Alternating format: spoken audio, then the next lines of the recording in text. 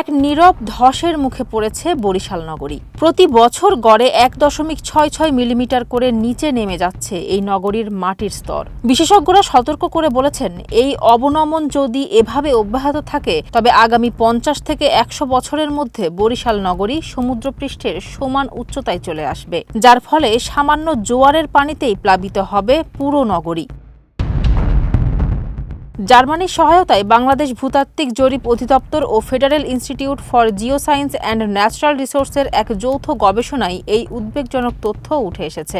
জাইকার অর্থায়নে 2014 থেকে 2020 সাল পর্যন্ত টানা 6 বছর বরিশালের ভূগর্ভস্থ উপাদান ও স্যাটেলাইট ইমেজ বিশ্লেষণ করে এই প্রতিবেদন তৈরি করা হয়। এমনকি স্যাটেলাইট চিত্রে মাটির স্তর নেমে যাওয়ার কারণে অলক্ষ্যেই নগরীর বিভিন্ন ভবন হেলে পড়ার প্রমাণও মিলেছে।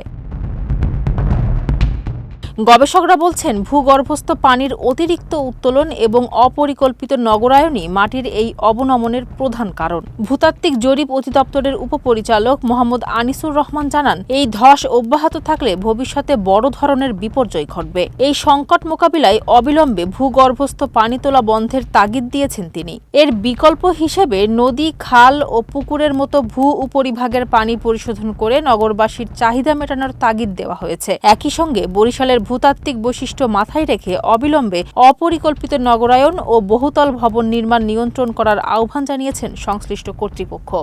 ফারজানা হাসিন, মানবকণ্ঠ।